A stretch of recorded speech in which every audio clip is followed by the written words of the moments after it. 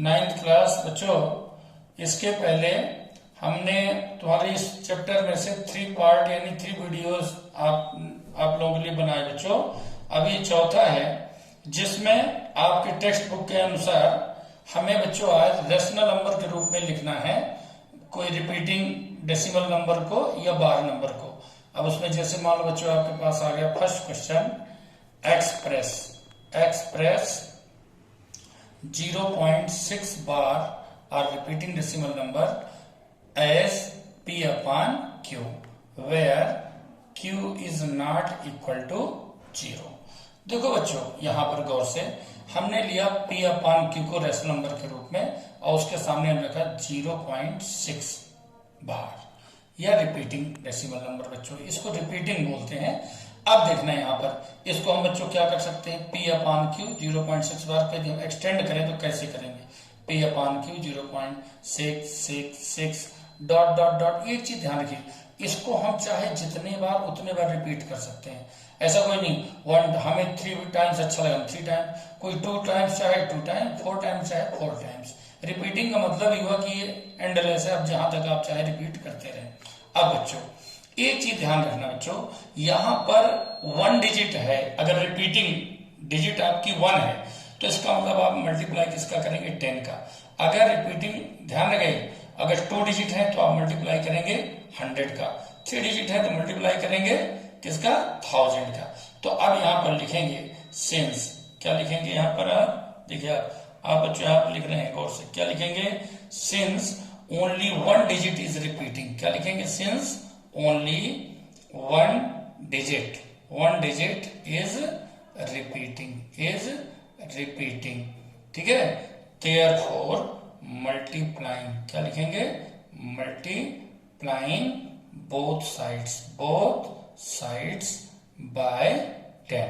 अब 10 का मल्टीप्लाई बच्चों बोथ साइड क्यों कहा, हमने इसके इक्वेशन के रूप में रखा, यहां भी और यहां भी 10 का मल्टीप्लाई किया, we have got 10 p upon q equal to 6.666 dot dot. कई बच्चों को मन में आया सर यहाँ तो 3 डिजिट आपने ली थी, 4 डिजिट कैसे हो गया। मैंने कहा ना रिपीटिंग ये डिजिट है तो स्वाभाविक है, अब रिपीटिंग है तो उसको हमें पॉइंट के आगे 3 डिजिट से हमने सोचा यहाँ भी इक्वल कर लें, इसलिए हमने इसको रिपीट कर दिया। अब बच्चों now you have 2 equation first and second, now subtracting, look here, equation number second minus first, okay. ये बच्चों कोई डाउट। अब आप देखिए इसमें जब सब्ट्रैक्ट करेंगे आप तो चाहो तो डायरेक्ट पूरा लिख के कर दो, डायरेक्ट भी कर सकते हो, बड़ी क्लास में बच्चों इतनी प्रॉब्लम नहीं है। 6.666 दैट इज सेकंड और फर्स्ट है आपके पास p upon q और बच्चों है 0.666, ओके फर्स्ट। नाउ सब्ट्रैक्ट कर दिए बच्चों, 10 में से आपने 1 माइनस किया, you have got 9p by q और यहाँ माइनस किया, पॉइंट के बाद बच्चों नंबर सेम है, कैंसिल हो जाएगा, you have got only 6 and thus you have got p upon q 6 upon 9, 3 2 जा 6, 3 3 जा 9। अब बच्चों आपके पास रेशनल नंबर है 2 upon 3। एक चीज और ध्यान रखना बच्चों आपको गौर से कि जैसे रेशनल नंबर 2 upon 3 आपके पास ही आ गई, और हमेशा ध्यान रखिए कि रेशनल नंबर में जैसे इसकी कंडीशन होती है q is not equal to 0। यदि q आपका 0 हो जाए तो फिर कोई भी नंबर हो, जैसे 2 upon 0, 3 upon 0, में थोड़ा अलग से आप लोगों को बता रहा हूं, 4 upon 0, तो बच्चों ये होता है नॉट डिफाइंड। क्या होता है बच्चों, नॉट डिफाइंड। एक चीज ध्यान रहे, इसमें कई बार बोलते बोलते हम लोग इसको इनफाइनाइट बोल जाते हैं, ठीक है, अपान में 0 हो, क्योंकि वैसे तो इनफाइनाइट का मतलब होता है जिसका कोई मानो अंत ना हो। हिंदी में डिफाइंड को, नॉट डिफाइंड बोलते हैं अपरिभाषित, और इनफाइनाइट को बोलते हैं असीमित, जिसका कोई अंत ना हो, अनंत। स्वाभाविक है, सो उसको भी नहीं किया जा सकता है, लेकिन उसको डिफाइन किया जा सकता है। भाई कोई अगर आपसे पूछे कि अनंत का क्या मतलब है, तो अनंत करना तो आप उसमें निगेटिव तरफ आप उसकी कोई एक्यूरेट वैल्यू बता सकते हैं और ना ही पॉजिटिव तरफ कोई एक्यूरेट वैल्यू। फिर भी जब बड़ी क्लास में आप जाते हैं तो उसकी हाईएस्ट पॉसिबल वैल्यू और लोवेस्ट पॉसिबल वैल्यू शो कर दी जाती है, इसीलिए उसको डिफाइंड मान लिया गया है। इसीलिए अपान 0 हो तो उसको इन्फिनिटी या इनफाइनाइट न कह करके नॉट डिफाइंड बोला जाता है। इसलिए ध्यान रखिए, कभी कभी जैसे मुंह से निकल भी जाए उसमें अगर हमारे, तो ये हमेशा ध्यान रखना कि इन्फिनिटी नहीं, इसको आप क्या बोलेंगे, नॉट डिफाइंड बच्चों।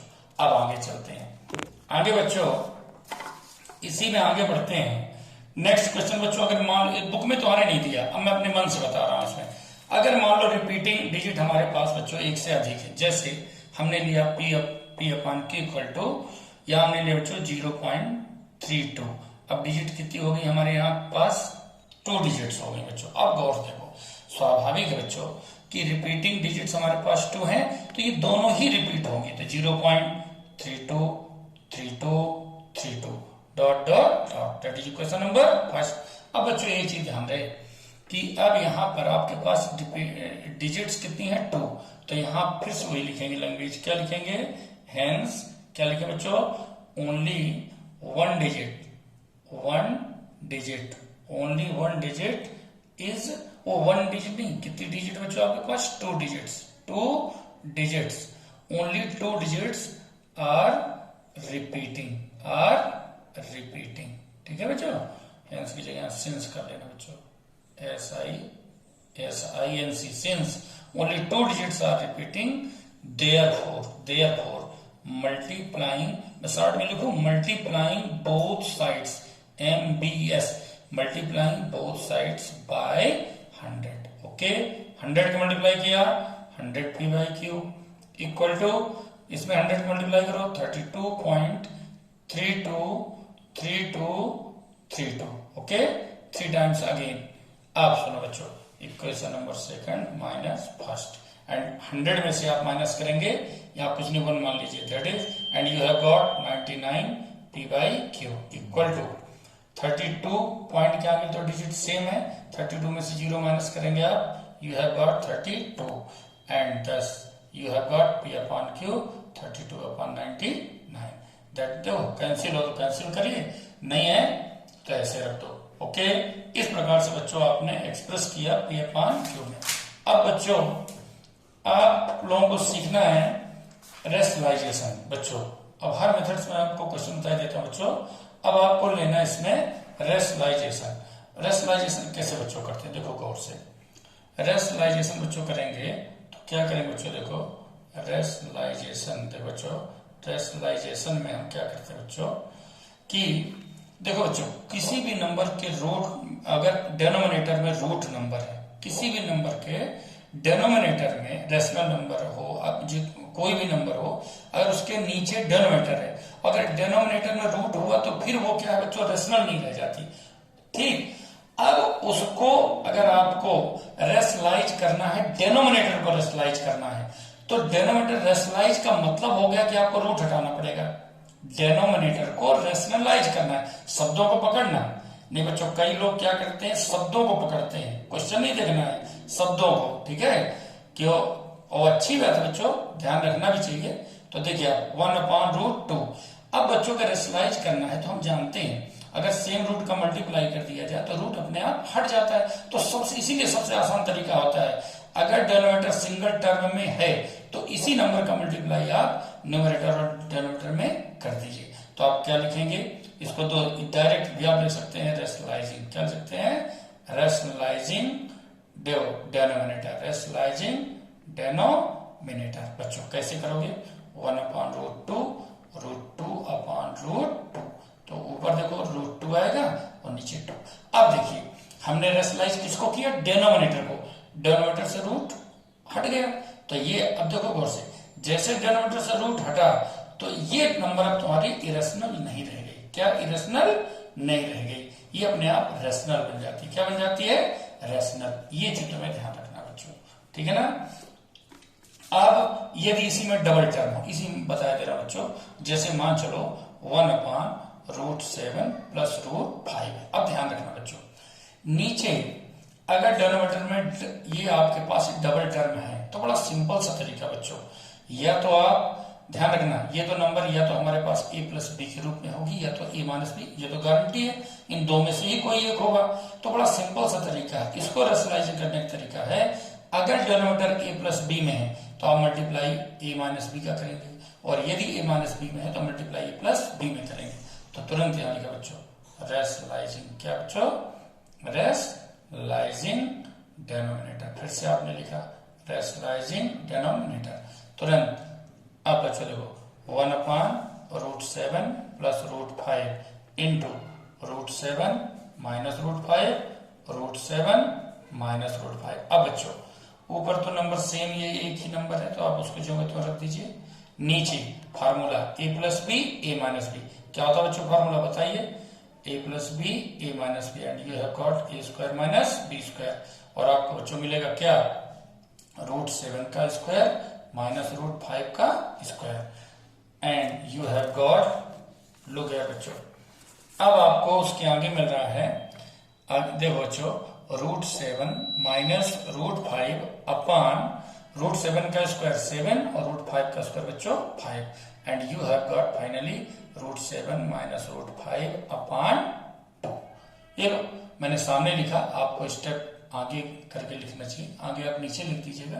क्योंकि अपने पास हम चाहते हैं कि इसमें स्पेस आपका बिना मतलब न बचे, इसलिए हम इसको आगे लिख देते हैं। लेकिन तुम लोग बच्चों एक्सटेंड बाकायदे स्टेप बाय स्टेप आपको नीचे ले जाना चाहिए इसको।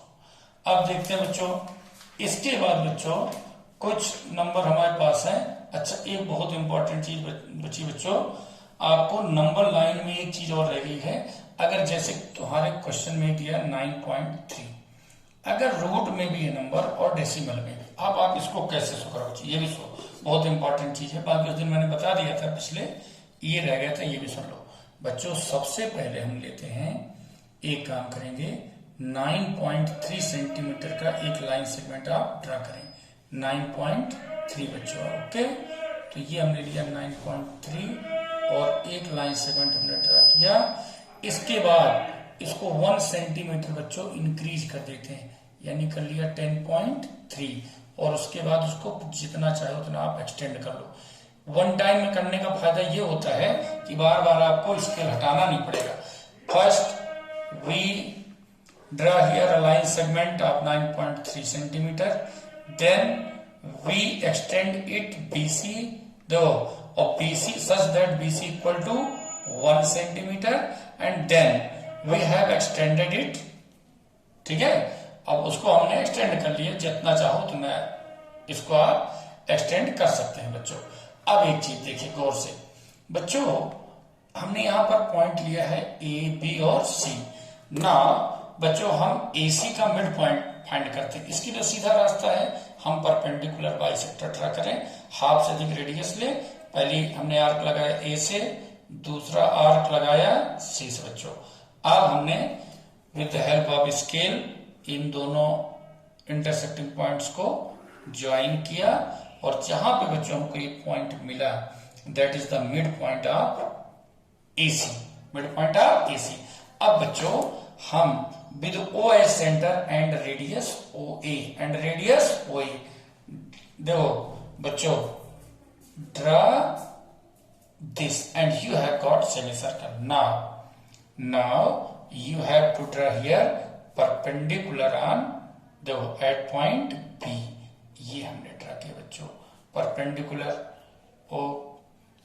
ओके बच्चों, अब देखिए आप ये और ये हमने लिया बच्चों ये परपेंडिकुलर, ये हमारा कंप्लीट हुआ बच्चों। देखो ए चलो, और इस प्रकार से बच्चों perpendicular, let it intersect at D बच्चों with B as centre and radius BD। Okay, draw an arc intersecting this line. देखो रे किस लिए कहेंगे, लाइन तो कह नहीं सकते, हमने ये भी लाइन सेगमेंट लिया था BC लाइन सेगमेंट, लेकिन इसको एक्सटेंड करने के बाद ये रे बन चुकी है, अब लाइन सेगमेंट नहीं रहे बच्चों। तो इसको हमने इंटरसेक्ट किया है पॉइंट E बच्चों एंड दिस पॉइंट दो सोज 9.3। तो बच्चों BD equal to BE, BD equal to BE, ध्यान रहे ये दोनों सेम ही है, BD या BE दोनों सेम, यही है बच्चों √9.3। अब मैं बच्चों यहाँ स्टेप्स ना लिख के एक बार बोले दे रहा हूँ स्टेप, बड़ा so simple. First draw line segment AB equal to 9.3 centimetre, extend it B to C as 1 centimeter, then extend a ray from point C. Okay, अब बच्चों फिर B पे हमने एक परपेंडिकुलर ड्रा किया जो सेमी सर्कल। 1 मिनट, AC के बाद हमने क्या किया था बच्चों, मिड पॉइंट O लिया था और O मिड पॉइंट से हमने OA रेडियस लेकर एक सेमी सर्कल बनाया था। अब B से जब हमने परपेंडिकुलर ड्रा किया तो उसने इस सेमी सर्कल को कहां इंटरसेक्ट किया, D पे। अब with B as centre and radius BD draw an arc which intersect this given ray at point E। अब इसके बाद मैंने कहा such that BD equal to B equal to √9.3। इस प्रकार से बच्चों बेसिक चीजें तो इसमें आपका हो चुका। हाँ, केवल कुछ एक्सपोनेंट्स के क्वेश्चन बच्चों जैसे बिल्कुल छोटे से, जैसे बच्चों मान लीजिए आपने 36 आपने ले लिया, ये 36 आपने लिया बच्चों। अब मान लो हम इसको कहें कि -1/2। अब इसमें आ जाए कि आप इसको पावर हटाइए इसको बच्चों, तो बड़ा सिंपल है। अब इसको यहाँ बच्चों 1/2 है, इसलिए हम इसको चाहें तो 6 into 6 कर ले और पावर -1/2, तो then 6 power 2 into -1/2, 2 to cancel, you have got 6 power -1। And देखो बच्चों अगर हम यहां से एक्सपोनेंट से माइनस हटाते हैं तो we can write it as 1/6। तो बच्चों इस प्रकार से कुछ सिंपल क्वेश्चन दिए जो ऑलरेडी आप मानो 8th क्लास में भी आप इस प्रकार के एक्सपोनेंट सॉल्व कर चुके हैं। तो इस प्रकार से बच्चों बेसिक चीजें तो आपकी फर्स्ट यूनिट की आपकी कंप्लीट हुई।